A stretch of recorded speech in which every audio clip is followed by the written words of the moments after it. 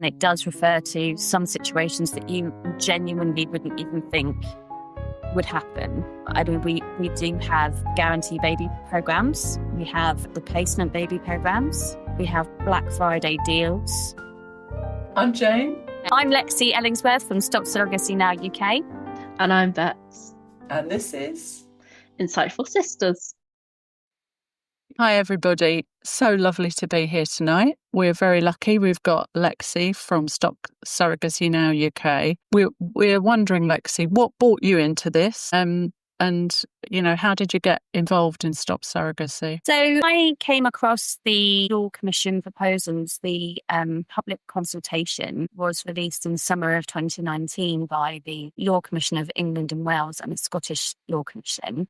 And I came across the proposals, well, the consultation at least, on Mumsnet. So like some of the best campaigns, we originally started because of Mumsnet. From there, sort of like reading what the likely proposals would be, I saw the dangers immediately, and I looked into other campaigns that were talking about surrogacy, such as Object Now and Nordic Mother Now, and started working with them. But I actually thought that this needed a single issue campaign, and I was pretty reluctant, if I'm honest, about whether I wanted to even launch a campaign. So I had worked in non-profits and campaigning for, I think, about 15 years by that point. And I know how hard it is. So yeah, there was no funding and support, but I felt that it was necessary to do something. And I told myself that I'd give it a year. And I'm still here 6 years later. 6 years. So what is it about this issue that drew you in? I think what it was is that ultimately it's about women and children.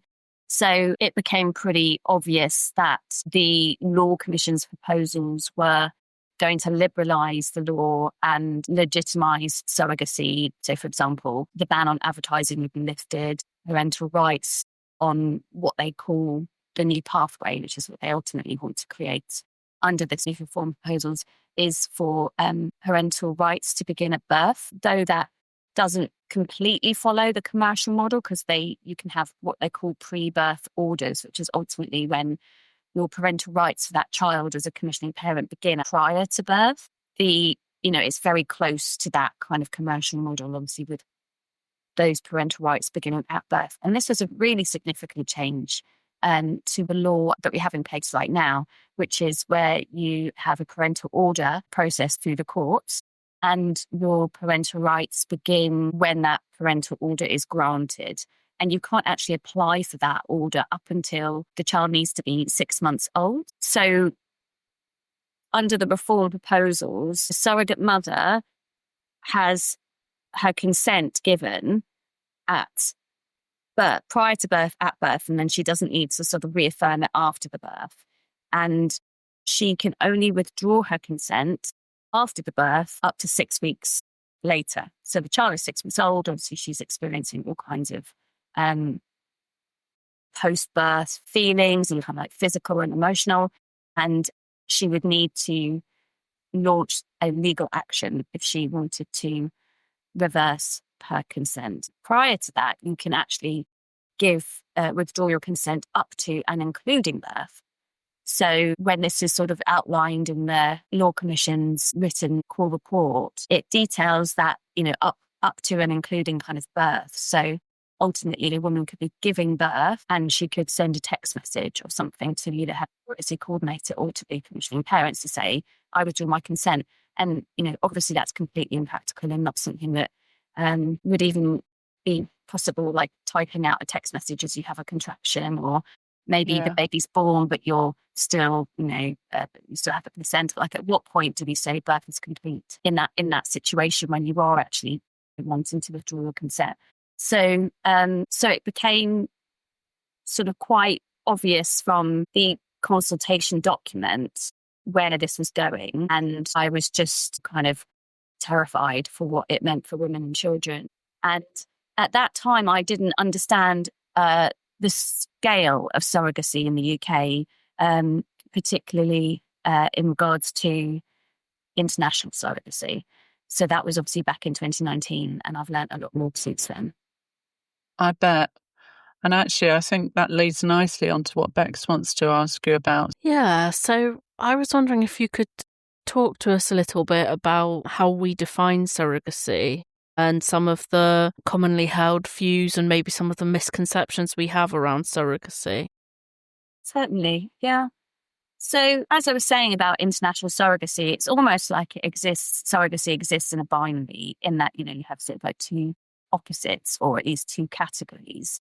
So you have international surrogacy, obviously where babies are born in other countries and brought into the UK, and then the parental order process, which is currently the status now, and it would continue to be the status under law reform. That would be how commissioning parents in the UK were to get their parental rights from babies born abroad. Then in the UK, obviously, you can have surrogate mothers who can give birth in the UK in the NHS, in a private hospital, etc., and they are domestic surrogacy arrangements. Then you will have two other examples, which is where you have what is called altruistic surrogacy.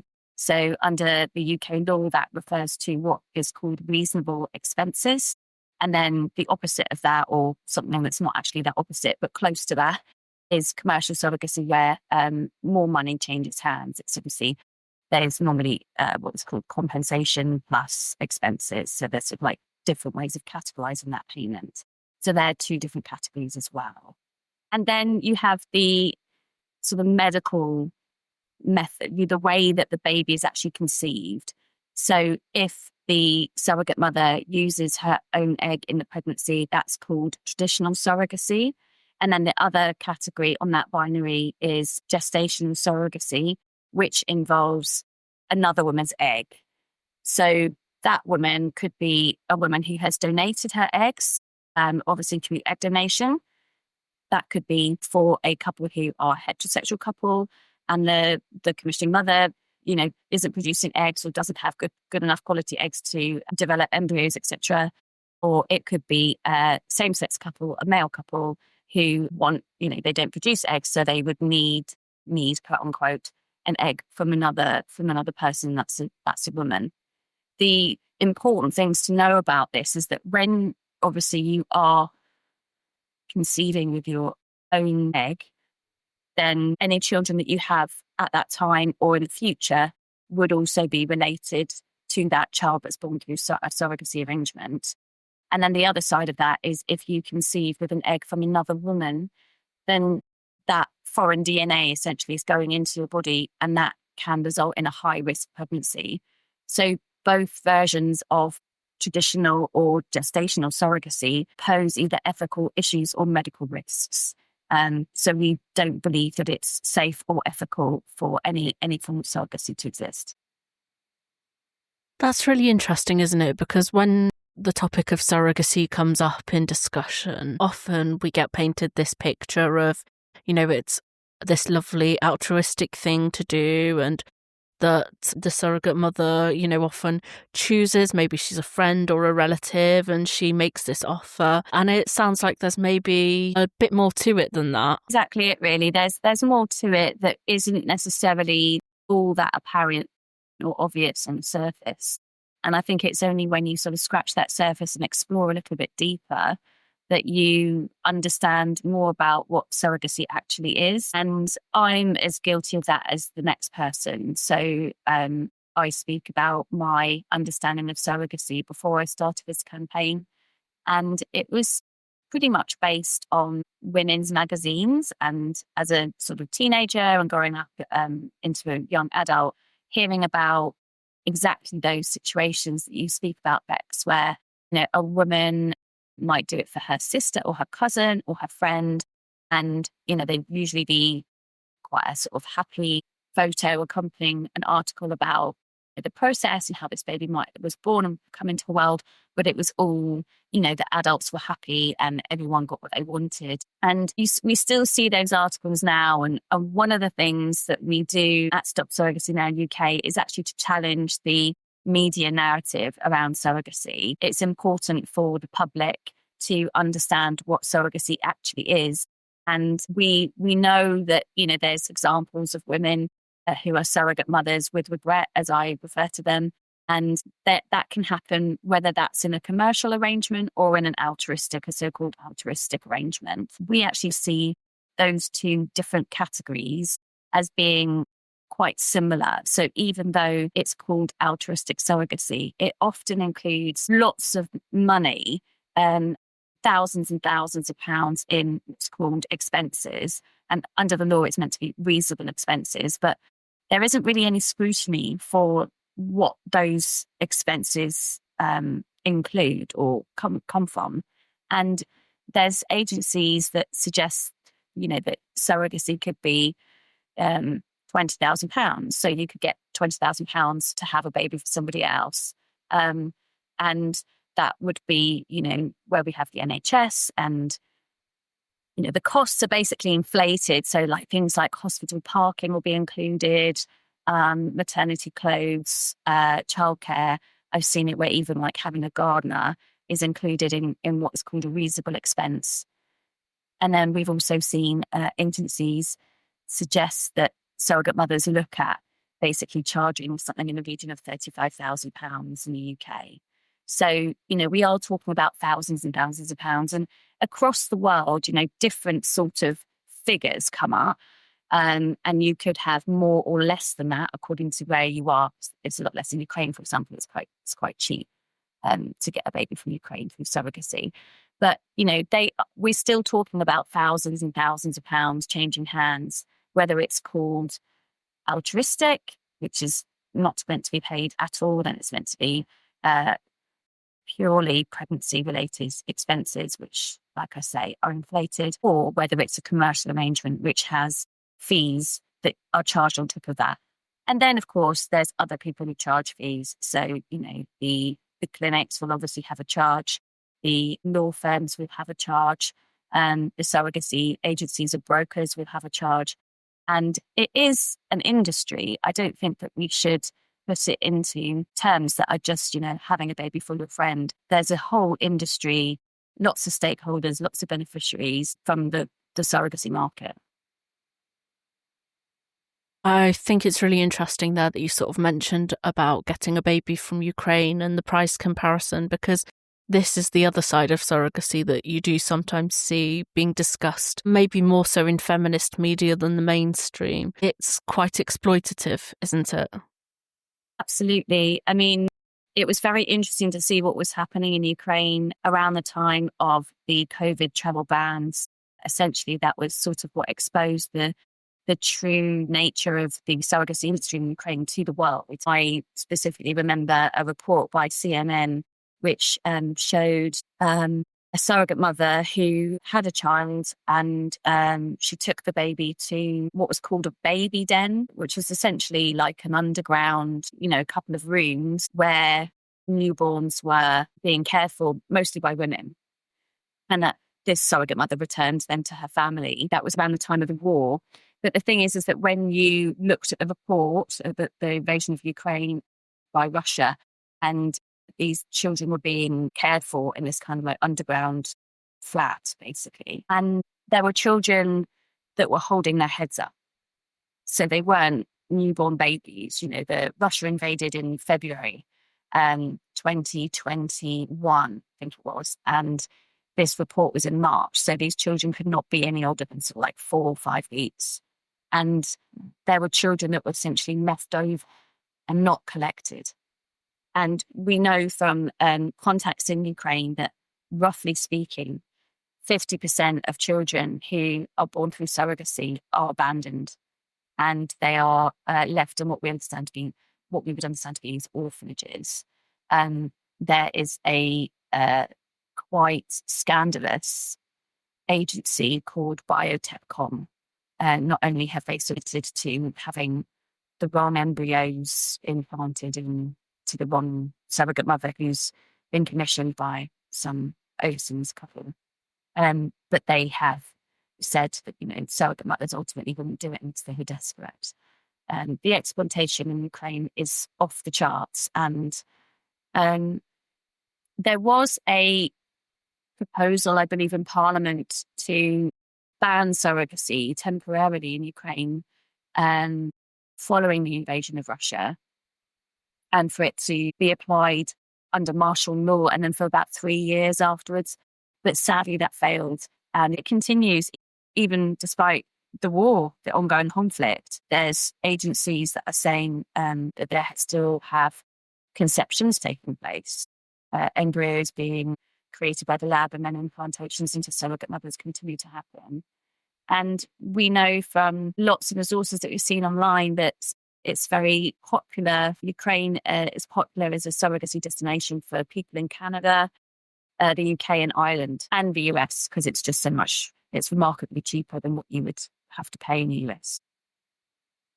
I mean, this is really shocking. It's shocking also in terms of safeguarding and thinking about the children.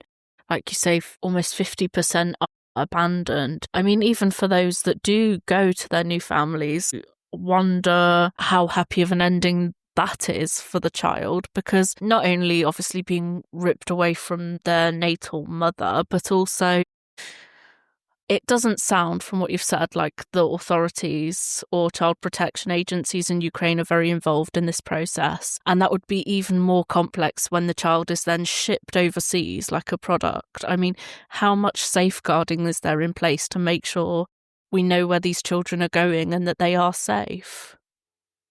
I mean, it's a really good question, isn't it? Each country sort of has its own rules. And speaking from the UK, you can go abroad and get a baby from another country and bring that baby back. And we know of a couple of situations where you don't even have to go yourself. So there's a couple of situations which relate to the COVID travel bans, where in America, there were surrogate mothers who gave birth and then the commissioning parents either were truly prevented from leaving their country and entering the States, or they used the COVID travel bans as an excuse to say they couldn't come to fetch the child. And there are a couple of situations that we know of where somebody else has brought the child to them. So it's a bit like a courier service. You haven't been able to fetch your parcel yourself, so you need to send somebody else to take that child, like a human being, from their birth mother's arm, their natal mother's arms, and remove them from everything they've known to date. These children are old at this point. They could be like a year old, and then take them to another country where they meet their either one or both genetic parents for the first time. Potentially they're speaking a different language from the one that they've heard in the room and in the early years. It's a very commodification of children. It's seeing children, as you say, as a product and moving them across borders. In most circumstances, we would refer to this as human trafficking. Yes, I mean, it's a trade in children as a product. It also seems like it's commodifying women, the surrogate mothers, and it's turning them into, almost like a service provision or a machine. Yeah, I mean, I talk about pregnancy being a service and the child being the end product in surrogacy, because there really is no other way of referring to it when you consider that. So if you were to say that the pregnancy is the service, then why are other women who are pregnant not being paid for their services? And then if we're saying that the child isn't the end product of that service that you're providing, then surely the surrogate mother can change her mind. So the pregnancy, she's in a strange kind of dystopian world. If we're saying that pregnancy is a service, then women are getting paid for their reproductive abilities, but the child at the end of that series of months, if that child is not a product, then what are you paying for? This is the sort of like euphemistic language that comes in. I hear this a lot, that the pregnancy and a surrogacy pregnancy, it's the child at the end is a gift, etc. But if the pregnancy isn't a service, then why can she not keep the baby at the end? Because that's all she's being paid for. And it's sort of a strange situation where you tie money up into a sort of a biological process. So in relation to this, we're also quite concerned about egg donation. If a woman can be paid for her eggs, then she's providing that as a service. And the end product of that is her eggs. Now, if those eggs are fertilized, obviously medically in a lab, turned into embryos and then implanted into, whether that's a surrogate mother or whether that's a different woman, what is it that's happening here? Are we buying and selling eggs? Because in the UK, they've put up the expenses that you can have as a result of, a single cycle. I think it used to be about £750. It's now £985. And this is a flat fee. That's the amount that you can be paid. This isn't expenses. Because if you were claiming expenses, everybody would have to submit their receipts and you'd see that, the clinic was around the corner and it was just a bus ticket, or, was it a train journey and actually quite a lot of money at the end. It's this kind of smoke and mirrors sort of situation where we're not really talking about what it actually is, and we're trying to disguise it into terms that people would find socially acceptable. It's very interesting. I think I'm going to pass on to Jane now. She wants to talk to you about the UN report. Yeah, it seems relevant when you have a system that is using women's bodies and creating a product that's a baby, that's international. You sort of think, well, how do you regulate that? And so I know that you've got some views on the recent UN report. Can you just explain to the listeners a little about that and what your thoughts are? Absolutely. So the UN report was released earlier this year in July, and it was presented to the General Assembly in New York City earlier this month. It's a report that we really welcome it. It's taken quite a long time to sort of lobby through various groups to sort of have surrogacy included into the remit for a special rapporteur for violence against women and girls, Rina Absalem, to have surrogacy sort of recognised as a form of violence against women and girls. And the report is thorough. It's detailed. It covers a lot. It's easily available online. If you were to type in UN report surrogacy, you'd find it. And I think it's available in, 6 languages. It's obviously quite long, but you can go right down to the bottom and have a look at the conclusions and recommendations. The main one, and there's several, there's 19, but the main one is that governments take steps towards eradicating surrogacy in all its forms. Pending its abolition, states must take action to prevent further harm and strengthen the protection of the rights of women and children involved in surrogacy arrangements. That is an unequivocal statement. At the side event that took place just a couple of days before the General Assembly, where it was presented, but the report was presented, it was very interesting to hear Rina Absalem speak about the report. And this is something that I really gravitated towards. She said that there is no international human right to have a child as part of the reproductive rights under international law. In fact, international law does not create an unconditional right to have a child. And this is really important. One thing that came to mind when I heard her say that was we lobbied as best we could against the surrogacy, the introduction of an international and domestic surrogacy law in Ireland. That was passed by guillotine, which is basically saying it was rushed through last July. And very early on, there was an announcement of a special joint committee that would be looking at surrogacy. And they took testimony from various different stakeholders.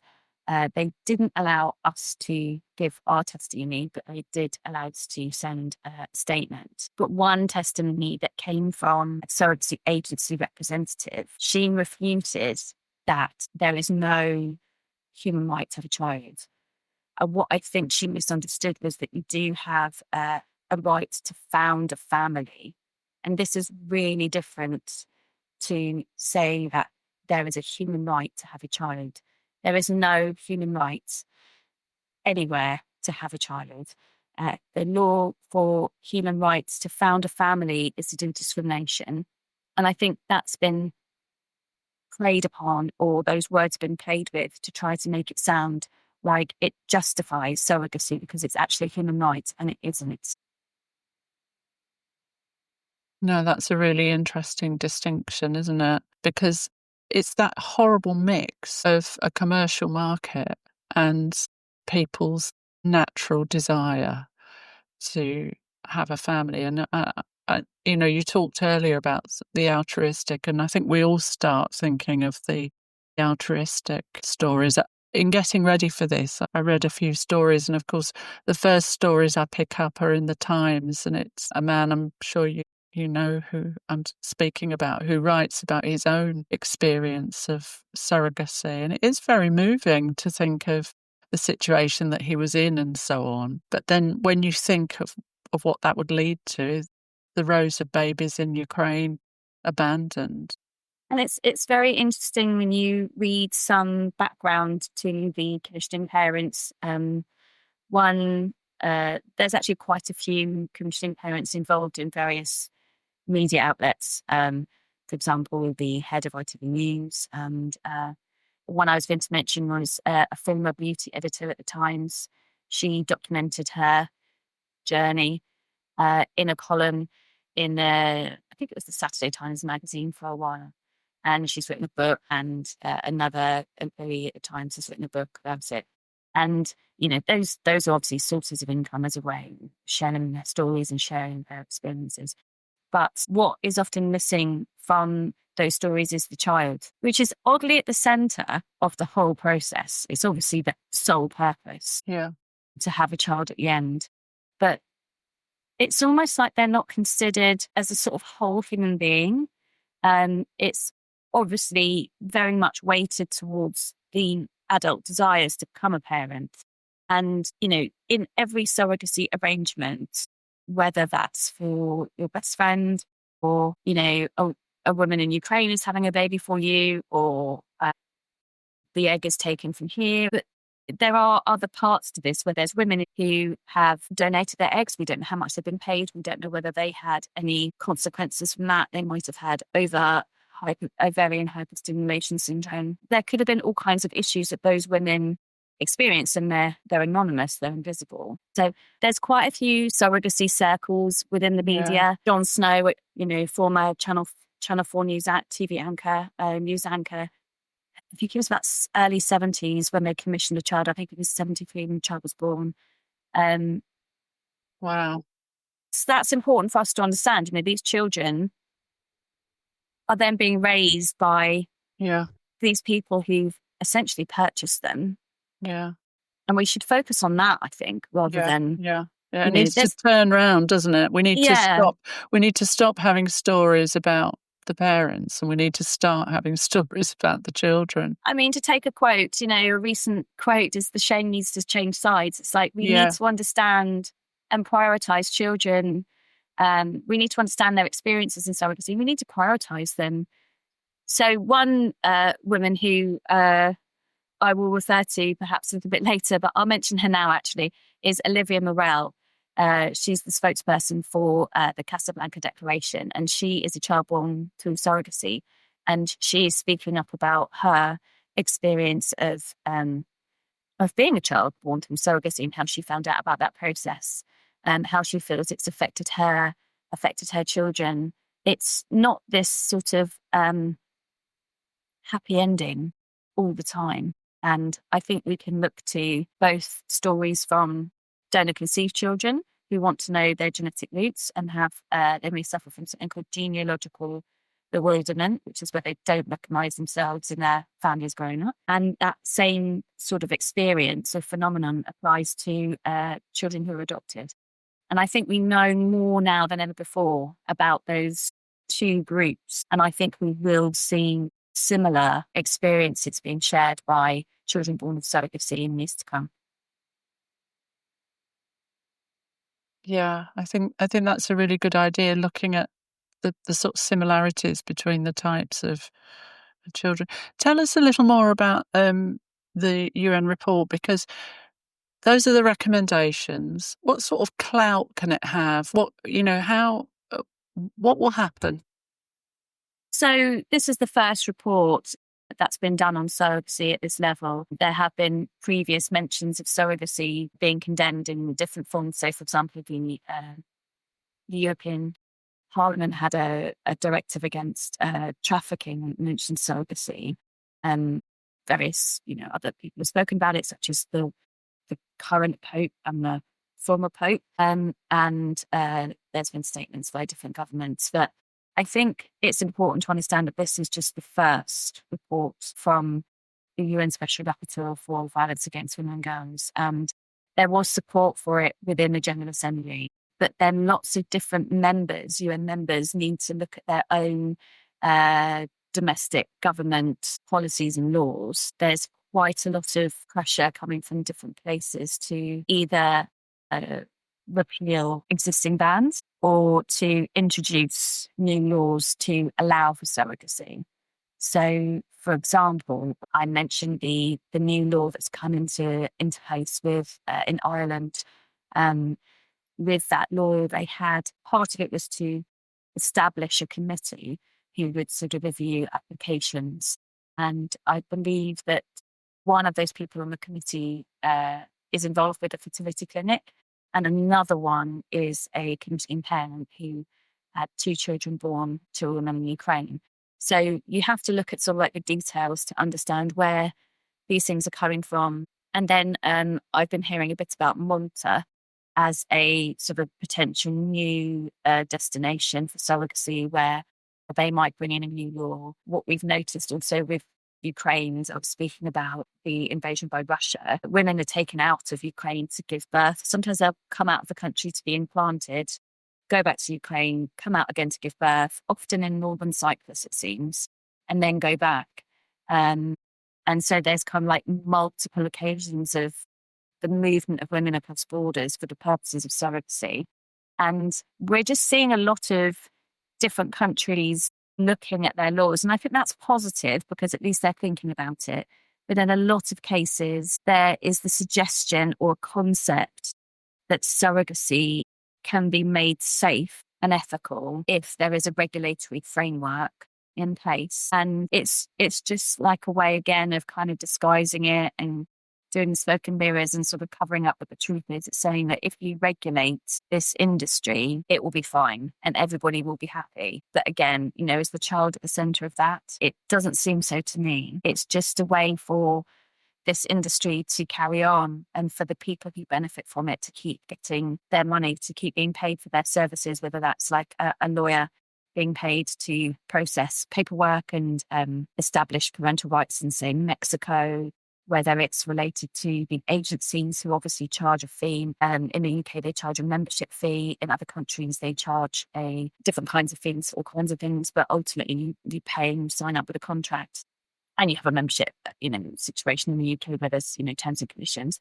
So there's always people on the outside of this who benefit. And I think the suggestion of having a regulatory framework will still see those people benefit. Yeah.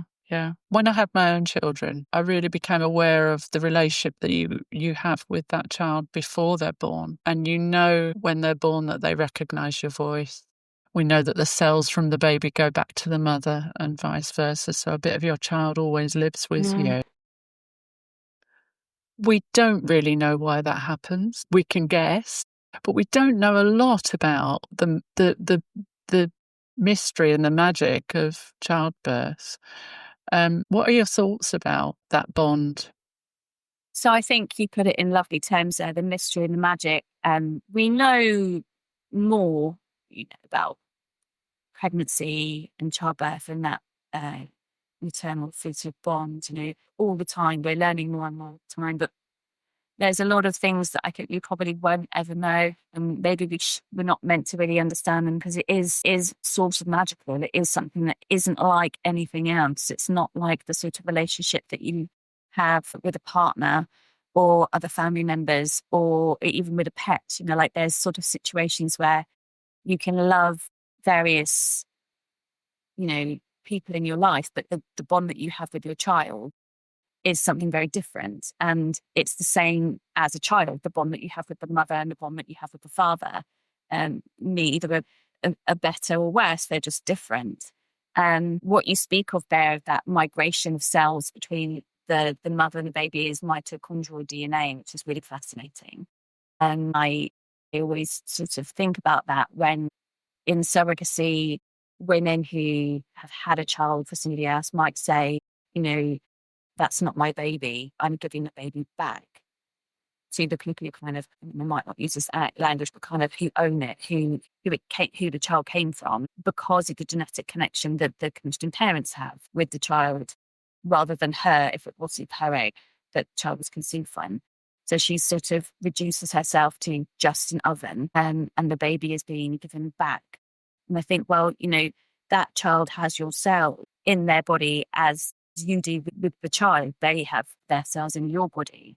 And interestingly, it happens so if you have another child. So I have an older sibling, and it would be tiny, tiny, infinitesimal amounts of cells. And these cells are not DNA, it's mitochondrial DNA, which is different. But her cells were in my mother. And so therefore, when my mother was pregnant with me, some of her cells also exist within me. And it's just this interesting kind of genetic connection that we have that is real. And I don't think we should dismiss things like this just because it suits a particular narrative. Yeah, and in a way, what we need to do is to focus on the importance of that pre-birth relationship, don't we? And the importance of mothers and children. I mean, this is one of the things about language, is that I always say surrogate mothers. I never say surrogate or surrogates. Yeah. I find that language dehumanizing. I think it reduces women to a biological function. I also don't really like the term egg donor, because that would suggest that that's what her purpose is in life. I mean, I find all of this language to be quite disturbing. And even if I have to talk about it in a longer form, I will generally use the language that describes exactly what it is that you're talking about. Yeah. As in everything, language is so key, isn't it? I'll pass you back to Bex, because I think she has another question for you. Yeah, so I mean, really, I suppose for our listeners who have heard what you've said tonight and who would like to get involved or would like to support, what happens next, or what can they do to get more involved?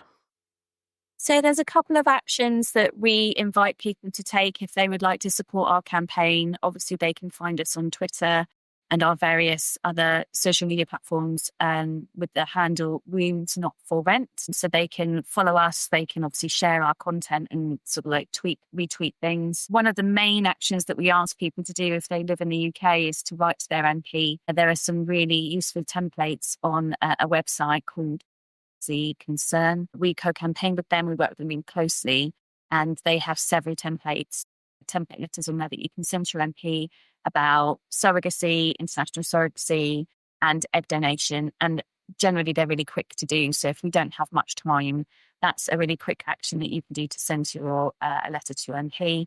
Obviously, if you hear back from your MPs, it's really good if we know what their lines are and what their thoughts are about it. So obviously, do let us know about that if you do hear back from them.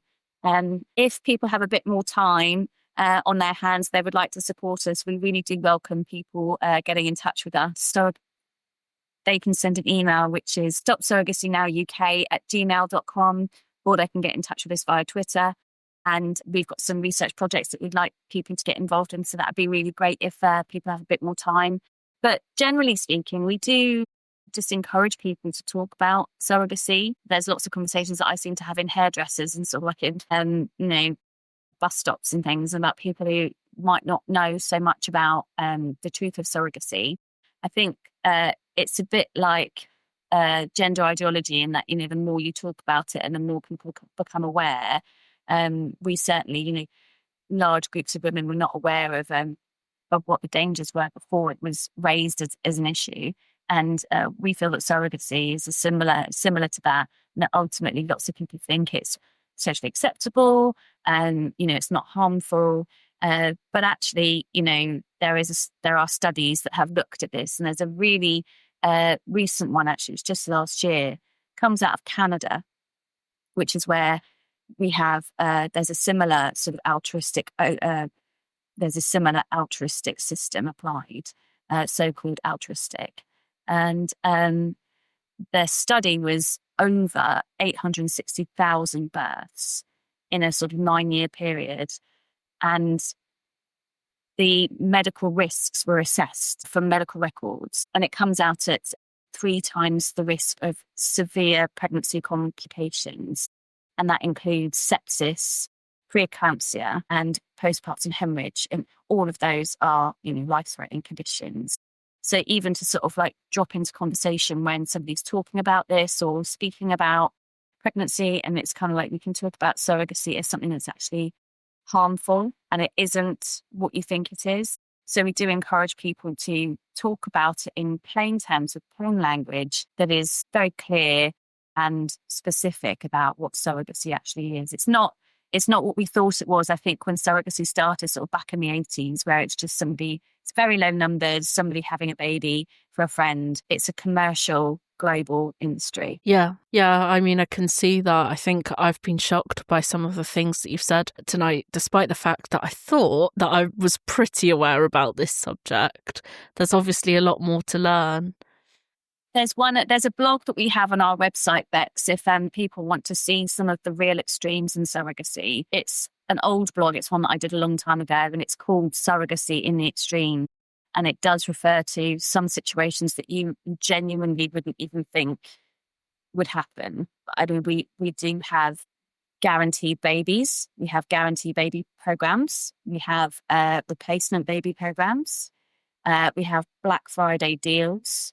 We have situations where babies are born, but actually they're sort of defective. It's a horrible word to use, but it sort of does describe the abandonment. If a child is born with a genetic condition, or there was a woman in America who was diagnosed with cancer, and the child was going to be born premature, and the commissioning parents didn't want that baby and actually refused healthcare for that child that the baby was born.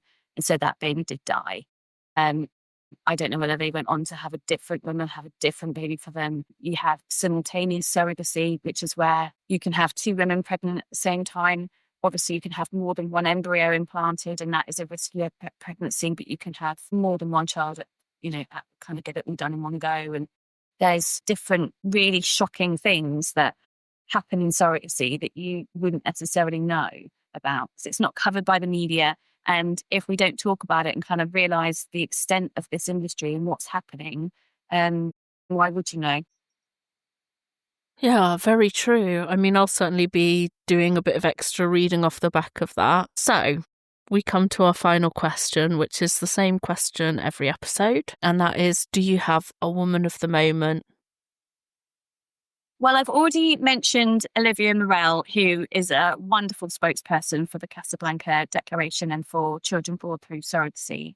So I think what I would like to do is mention actually the surrogate mothers who we have been working with to have their voices raised up. There's 4 women who, I won't name all of them because they have some ongoing legal action, but a woman called Marianne and a woman called Christian, all 4 of them are very, very brave and have, it's cost them a great deal emotionally to share their stories against all odds. But I do want to recognise them and sort of praise them.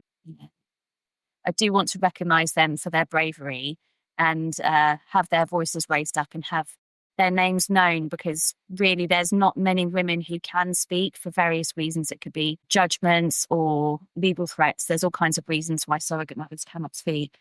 But it's quite important that we think about. It's just important that we sort of recognise that it takes a lot to speak up, and they're very brave to do so. We really want to say thank you, don't we, Bex? It's been marvellous, and I think people will really enjoy listening to it. I hope so. It's probably a little bit off the beaten track, so it's lovely to have the opportunity to talk about it, and share with your audience, because it's might be a subject that they've not come across or heard much about before. Thank you to our listeners. We really hope that you've enjoyed this episode, and if you have, please do like, share, comment, subscribe, all that good stuff to help keep our channel growing and spread the word. Thank you.